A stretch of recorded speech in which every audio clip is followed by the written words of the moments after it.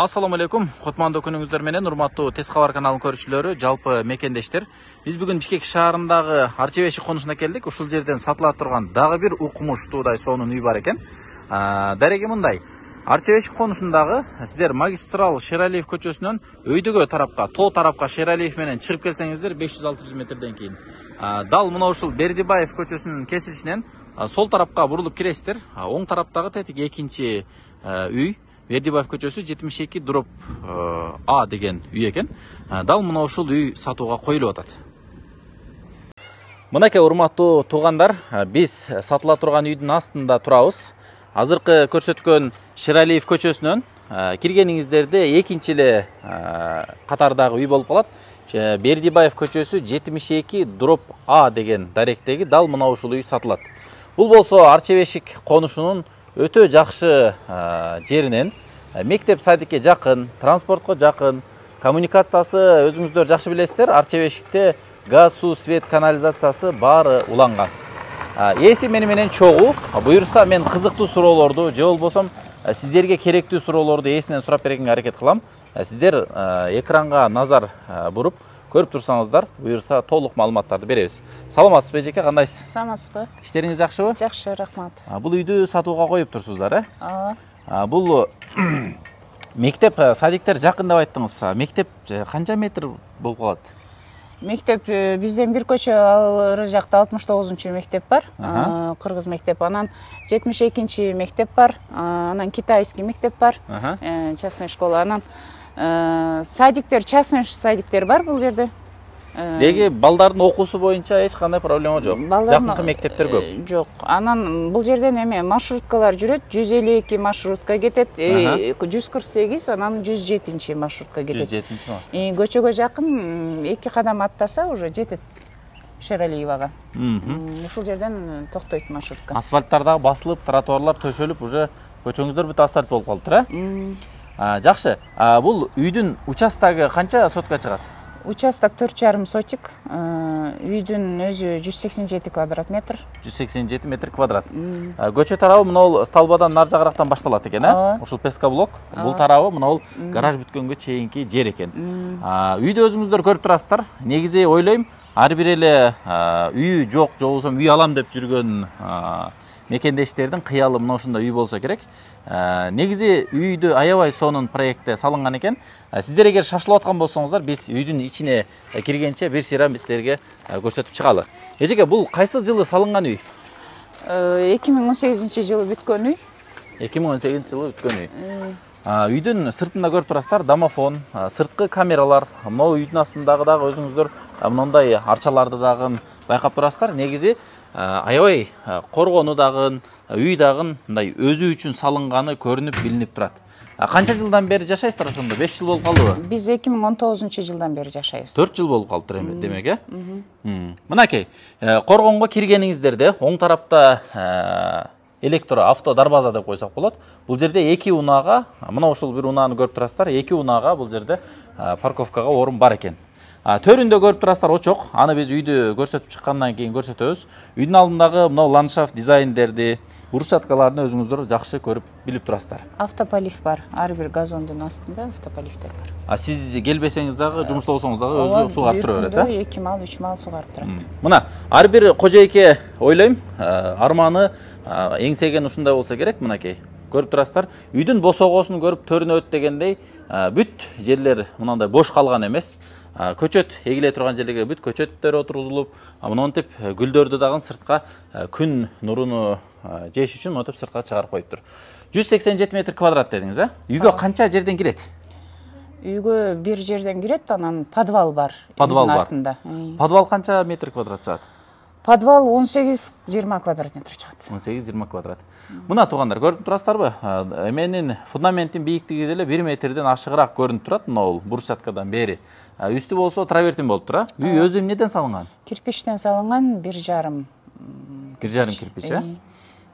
Жакшы. Үйгө кире берели анда кечээке. Бул жерде 2 канаттуу лестница, нар жакка да түшүп кете турган, анан үйгө кире турган негизги чоң тепкич. Үйгө кире бериште мындай айнектен прихожка салынган. Киргениңиздерде чоң шкаф, бул жакта болсо мына бут кийим чечип кие турган кичинекей диванчик жасалыптыр. Бул прихожка мына. Канча бөлмө эже үй? Үй 3 жатаканасы бар, анан бир зал, бир холл, бир кухня.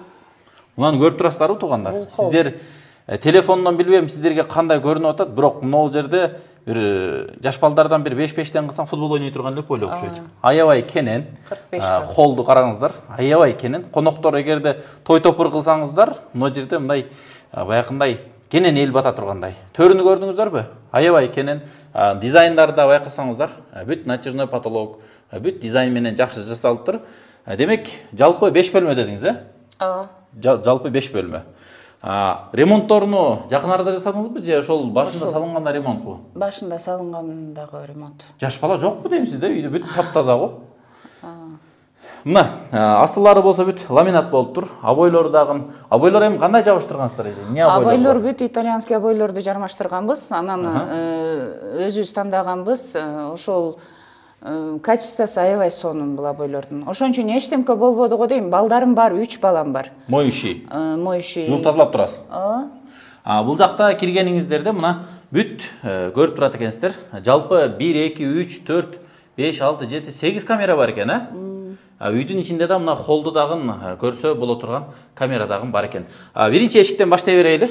Бул жагыңыздарда. Бул санузел экен, Общий окшойт бул, Общий санузел. Общий санузел. Мына бул жагда душевой кабинка бар экен. Бул жагында унитаз, раковина, бул жагында бүт мына ушундай жасалгалар менен жасалыптыр. Кафелдер дагы аябай сонун го эжеке. Каяктын кафелдери булар? Ошо дорогой кафелдерде. Жакшы кафелдер. Полунда теплополу барбы? Бар, теплый пол бар. Отдельный же эмеге отопление уланганбы? Жок, отдельный. Отдельный эле. Жакшы. Ысык суу, муздак суу бүт Аристон бар. Бул жагында? Бул жак зал. Зал. Мына кош канаттуу эшиктен киресиздер. Киргениңиздерде бул жакта чоң коноктордун бөлмөсү. Светтер жандырайлы. Мына кыргызский орнаментте мындай натяжной потолоктор жасалыптыр. Бул жер канча киши бата турган зал? Бул жакта мен 30 киши батырып коноктосуп жүрөм. Квадрат метр 40 квадрат метр. Анан бул жерде люстра менен занавеска калат залдан. Ошол. Калгандары демек көчкөндө кете турган оокаттар деңиз, Жакшы. 4 тарабын көрүп турасыздар. Бул жак баягы очок тарабы. Күн батыш тарабында 3 чоң терезе калтырылыптыр. Жана да бул жак баягы эркер формада сыртка чыгарылган экен. Негизи үй эки эркерлүү окшойт эжеке. Эки эркерлүү. Обойлорун дагы сонун мындай мен силерге жакыныраак кылып көрсөтөйүнчү. Балким кээде мисалы дизайн аябай кыйын болот тапканга. Бул жакта бирок бүт мына үйлөр дизайнга жараша сонун жасалган экен. Сонун. Бул жак коноктордун бөлмөсү. Демек, үйдөгү мебелдердин кээ бирлери сиз кошо ала кетесиз, кээ бирлери калат, Калчу мебелдер дагы айтып койсоңуз жакшы болот, Ошо айтып кетип атам. Залда ошол нерсе калат. Занавеска менен люстрасы калат. Бул жагы жаш балдардын уктоочу бөлмөсү. Кыздардын комнатасы. Кыздардын комнатасы, Кыздардын комнатасы. Бул жакта мебель полностью калат, занавеска, люстра, встроенный мебелдер полностью калат. Бул мебелдер аябай эме дорогой материалдан жасалган мебелдер. Анан ичи да глубокий. Эки окшош экен эжеке, Эки окшош. Зеркальный эле экен, Эки кызга окуу предметтерин кое турган шкафтар, бул жакта болсо мынакей сабак жаза турган парталар менен. Демек, эки кызга сонун бөлмө. Бул канча квадрат чыгат мына ушул бөлмөңүз? Бул 18 квадрат метр чыгат. 18 квадрат метр чыгат. Жакшы, сонун. Демек, кыздардын бөлмөсү мына ушул бөлмө болду. Бул жакта мебелдериңиз баары калабы же? Калат, баары калат. Баары калат. Жакшы, сонун. Кийинки бөлмө, ушул эле бөлмөнүн эркектер бөлмөсү экен, бул жаш балдардын уктоочу эркектер бөлмөсү. Мына люстраларды дагы байкаңыздар, сонун люстралар менен жасап өтүрүп коюпсуз. Бул жакта эркектерге мындай атайын мужской кылып сонун стильный светтеги шкафтарды жасап бериптир. Бул жерде деле эки эркек балага орундук, партасы, шкаф бүт бар. Кроваттардын асты кыздаркыда, балдаркыда асты көтөрүлөт. Баягы керексиз буюмдарды коюп койсо болот астында. Бул жакта эми шкафтын ичинде жүк чечүү жерди да жасап койгонбуз. Аны да көрсөтүп койсок болобу? Болот. Так. Демек, жүк сыртка жыйылбайт, шкафтын ичинде эле калат экен, Бул жагында болсо мына. Эми баягы эркек балада буюм аз болот да. Кийим кечи азыраак болот. Кыз балдарда кийим кече бир аз көбүрөөк болот. Тиги эменин астында да эркек балдарга кийим коечу жерлери Тартмайлар. Тартмай, анын жанында суурмай эмеси бар. Жакыныраактан көрсөтөлү. Ачсак боло береби? Боло берет, ачып бересиздер. Мына негизи керектүү буюмдарды койгонго аябай шкаф эмелери, тумбочкалар аябай көп экен. Бул жакта мына китептерини, кээ бирки буюмдардын койгонго бүт мындай мебелдерин дагы өзүңүздөр көрүп турасыздар. Жакшы, мындай арзан эмес, кымбат мебелдер коюлган. Жана да мындай үйгө стилге аябай жарашып калган. Сонун. Бул жерде демек эки балага жатакана экен, спальня бөлмөсү. Сонун. Бул жакта болсо мына холдун төрү. Бул жерде телевизор көрүп, кондиционердин астында эс алып отурса болот экен. Угол коюп, диван коюп алса, өзүнчө бир пространство болуп калат. Анан кондиционер калат бул жактан, занавескалар калат, люстралар калат. Жакшы. Бул жактагы бөлмөңүз? Бул жак кухня. Кухня. Тамактануучу жай. Бул негизи үйдө, ар бир үйдөгү эң негизги кожойкенин орду. Ар бир үйдө негизи кухня аябай көрүп тача турган бөлмө. Үстүндөгү орнаменттер дагы мынакы көрүп турасыздарбы? Аябай сонун начерный потолоктор, бүт мондай эки тепкичтүү болуп жасалган. Занавеска шторкалардын үстүндөгү илмейлери көрүнбөйт. Бул жагында дагы кухнядагы түштүк тарабы деп койсок болот. 3 терезе менен, эркер менен жасалган экен. Мебелдерди дагы аябай сонун коюпсуз. Бул жакта оборудованиялар баары калабайчы? Бул жакта посудомоечный машина бар, ал калат. Микроволновка, духовка, холодильник полностью калат. Эме МДФ менен жасалган кухонный мебель. Анан бул эме стол, стул 8 адамга ылайыктуу. Бул турецкий стол, стул. Турциядан салдырганбыз. Анан кухнянын эң эле эме ачуу жерим, аялдарга эң керектүү жери, мен ушул келгенден бери ушул үйгө сүйүп жашайм, бул кладовка. Бул жакта кладовкасы бар. Так. Мына. Демек бүт баякы посуда чоң габаритный идиштер бүт ушул жака эле тизилет экен. Ушул жака тизилет. Продуктылар да ушул жака коюлат. Анан өзүң жакындарың келсе, ушул кухнядан эле узата берсең болот. Сонун. Аябай жакшы. Шартты көрүп турасыздарбы? Негизи мына ушул кладовканы кичинекей кылып ойлонуштурулуп коюлган, бирок бир топ баякы кухняда бардак көрсөтө турган идиш аяктардын баары бир отдельный бөлмөдө экен. Мен ойлоп турмун, муну башка комнатага кирип кетет го депчи. Жакшы, сонун. Кийинки акыркы бөлмө мынакей. Бул ата-энелердин бөлмөсү. Ата-энелердин уктоочу бөлмөсү. Бул жакта сонун го. Мебель, белорусский мебель. Бул жак. Бул мебелдин баары калат. Жакшы экен да, сонун. Бүт баякы подсвет, анан баякы атайын заказ менен жасалган мебелдер экен, Ичинде болсо мынакей ата-энелердин уктоочу бөлмөсүнөн эле даратканага дагы отдельный душевойго кирип кетсе дагы болот экен. Бул жакта деле бүт дараткана условия, кабинка бүт бар экен. Анан санузелдерде теплый полдор бар. Бүттүгүндө экөөнүндө тең эле бар. Кухняда да теплый пол. Отоплениеңиз эмне менен жагылат эжеке? Газ менен, анан электричество менен. Газ менен электричество. Көбүнчө кайсын колдоносуздар? Газ. Биз только газ колдонуп келе атабыз. Стабильный элеби негизи сиздерде газ? Жакшы, туугандар, үйдүн ичине бир сыйра сиздер көрүп чыктыңыздар. Негизи ойлойм, ар бир эле ушул видеону көрүп аткан мекендештер мындай ориентир алдыңыздар болуш керек. Кандай сапатта жасалган, району кандай жерде, анан мына үйдү өзүңүздөр көрүп турасыздар. Мындай аябай жакшы, сонун жасалган, мындай жашагың эле келе бере турган кылып жасап коюптур. Мына үйдөн чыкканыңыздарда бул жерде жашыл зона, мына арчалар көрүп турасыздарбы? Сыртта эми эки машинанын орду, электрический дарбаза дегенде эртемен жумушка кетмей. Негизи баякы кээ-биркилер чоңураак квадраттагы элитка үй издеп жүргөн үй бүлөлөр болуп калат. Жанакы 3-4 баласы бар үй бүлөлөр, ошондойлорго аябай сонун үй экен. Кандай дедиңиз эжеке? Биз да ошондой үй издеп жүргөнбүз. Негизи бул үйдү аларга жакын элитка алабыз деп. Анан бул үйдү көргөндөн кийин элиткадан эч айырмасы жок экен.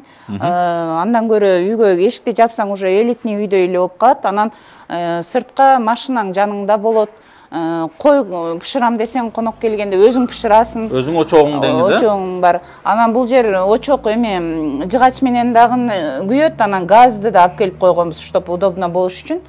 Газ менен да эми кээде баягы отун дагы маселе болуп калат. Отун маселе болуп калганда, анан конокторуң менен өзүң отура бергенде отту утур карабастан газды жагып коесуң, коюң өзү пыша берет, сен коногуң узата бересиң ал жакта. Бая очоктун боюнда бирөөнү отыргузуп коймой жок экен ооба отура чыгып кабар алып жакшы. Мына көрдүңүздарбы атайын газдын эмесинен. Бул демек 2-3 очокко тең улана береби бул, ооба могул эме менен жыла берет. Бул жерге бир кой пышат, анан өзүң домашний эме казан бар, анан тиякта жылкынын эмеси казаны бар. Мына эң чоң тай казан, орто казан, анан кичинекей казан. Бул жакта болсо мына керектүү отундарды бул жерге камдап койсо болот экен. Бул жерде дагы мына беседка, очоктун боюнда мындай сонун кылып беседкалар жасап коюптур. Булар эми чогуу кетсе керек эжеке, Бул ушул мебель алып кетебиз, бул өзүбүзгө. Бул жерге негизи мына ушунун ордуна тапчан койсо дагы сонун болот экен. Деревянный кылып тапчан койгонбуз, койсо да болот. Коюп көргөнсүзбү? Коюп көргөнбүз. Жакшы чыкса керек дейм да, баягы тапчанда отуруп алып, чай ичип отургангачы. Мына үстүндө светтери бүт бар экен. Эми эжеке баасын канча дейсиз? Баасын канча сурап атасыздар? Баасын 198 сурап атабыз, бирок мини торг бар. Торг бар. Алмашуу жолу, вариант, рассрочка деген нерселер дагы көбүнчө сурап калышат, ошолорго дагы бир жооп айтып койсоңуз. Каралат. Вариант обмендер каралат. Ооба. Алмашуу жолдорун карап көрөсүздөр. Ооба. Жакшы, сонун. Үйдүн артында эмне бар эжеке? Подвалга кайсы жагынан түшөт эле? Подвалга ушул тарап менен барабыз. Ушул тарап менен, Нол кокон гиластарыңыз алабы эже? Алат, быйыл алды. Былтыры бирөөсү алган, быйыл полный алды, баары төртөө тең. Анан аябай эме чоң болуп, сонун бышкан былтыры. Жакшы, бутап баягы карайт экенсиздер аябай сонун кылып. Бүт үйдүн айланасында мынакей көрүп турасыздар, камералар бүт коюлган. Подвалга бул жагынан түшөт. Подвалга бул жактан түшөт. Жалпы 18 метр квадрат дедиңиз, үйдүн тегерек четин көрүп турасыздар, мына 1,5 метр аралыктай орун калтырылган, бүт пескоблок менен сонун тосулуп тур. Үй сырты бүт гүлдөнүп бүтүлгөн. Пластиктер дагы мына шоколадный цветте пластиктер коюлуп тур. Газон, негизи бош орун жок экен эжеке, бүт элек жери жок экен үйдүн, Бүт бүтүп тур. Суу түтүкчөлөрү баары бүткөн. Баасыны $198,000 сурап атасыз. Андан ылдый түшүрүп бересиз, Ооба. Бул суу түтүкчөлөрү эшиктин астына корого түшпөйт. Булардын баары канализацияга кетет. Үйдүн алды шалпылдабайт экен да? Үйдүн алды шалпылдабайт. Жакшы, сонун. Биз жыйынтыктайбыз анда туугандар. Мына ушул арча бешиктен үй издеп жүргөндөр болсо, дал мына ушул бир кабаттуу аябай квадрат метрлери дагы пайдалуу сонун салынган ушул үйдү сунуштайбыз. Эгерде жаккан болсо, биз көрсөткөн дарек менен экрандагы номерлерге чалып, ээсине байланышып келип көрүңүздөр. Жаккан болсо алып мына ушул жерде жакшы тойлорду өткөрүп, жакшынакай бактылуу жашоо кечириңиздер. Эжеке, сизге дагы соодаңызга Кудайым берекесин берсин, алган адамга дагы үй буйрусун демекчибиз. Куттуктайбыз, ким алган болсо дагы жакшы сатып алыңыз. Ойлогон ой максатыңыздарга дагы жете бериңиздер. Ийгилик. Көрүшкөнчө туугандар.